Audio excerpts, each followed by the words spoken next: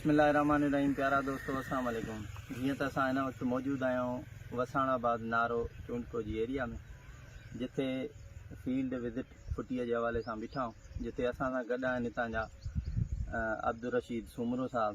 साईं जन जी हिते तक़रीबन 50-55 एकड़ फुटी कयल आहे, जिथे मुख़्तलिफ़ जिन्सूं कायलूं आहिनि, जंहिंमें SS 32, नायाब 878, 114।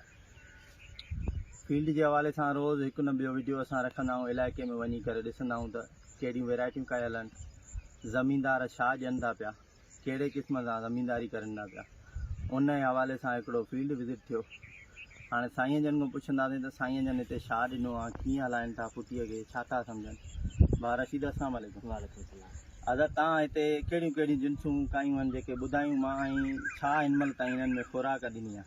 सर जिन्स का या FF 114 जी, ऐं सर SS 32 ऐं नायाब 878। हिन में खुराक छा ॾिनी आहे? खुराक सर पहिरों 2 यूरियायूं बोरियूं फी एकड़ हिकु बोरी, प्लस में वरी 2 DAP ॾिनियूं आहिनि, हिकु यूरिया गॾे मिक्स करे, सही। उन खां पोइ 2 वरी यूरिया ॾिनियूं खुराक जी। माशाल्लाह खुराक हिकु DAP 2 यूरिया, फ़सुल त तव्हांजो सुठो बीठो आहे, माशाल्लाह भलो बीठो आहे। पर तव्हां वटि हिते हीअ छिटाई कुझु घटि नज़र थी अचे, हीअ छिटाई छो नथा कयो? बसि इहो असां वटि वरी तरीक़ो घटि आहे छिटाई वारो, इहो तव्हां माशाल्लाह ॾसियो आहे, इंशाल्लाह हाणे वरी छिटाई जो सिस्टम कंदा।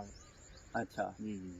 हिते हे ॾेखारिजो, हे 114 वैरायटी आहे, हे माशाल्लाह माल बि सुठो खयो आहे हिन, भलो 114 वैरायटी लॻल आहे। जी जी। ऐं तव्हां अॻु में फुटी काईंदा रहिया हो, तव्हां पैदावार घणी था वठो? असांजी 30 खां 35 माना एकड़ जे हिसाब सां अचे। सही।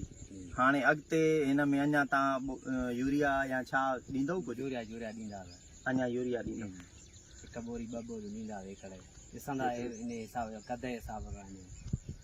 दोस्तों हिते तक़रीबन 65 खां 70 ॾींहं जा वण थी चुका आहिनि। माशाल्लाह फ्रूटिंग माल जे हवाले सां ॻाल्हि कजे ॾाढा भला आहिनि। साईं जन 1 DAP 2 यूरिया ॾिनी आहे, ज़िंक वग़ैरह कुझु बि कोन ॾिनो आहे। इन ख़र्च जे हिसाब सां वणनि जी फ़सुल जी माशाल्लाह भली पोज़ीशन आहे। उन खां पोइ हिते ज़िंक बि कोन था ॾियनि पिया।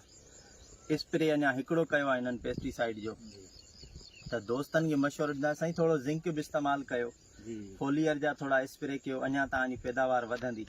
ओवरऑल सुठी बीठी आहे, थोरो हीअं ॾेखारिजो त भली बीठी आहे। हे जीअं हे बूटो आहे 114 जो बूटो आहे, हे ॾिसो तव्हां 30-35 गोगड़ा हिन में तयार बि आहिनि। हे बूटो आहे, हे बूटो आहे,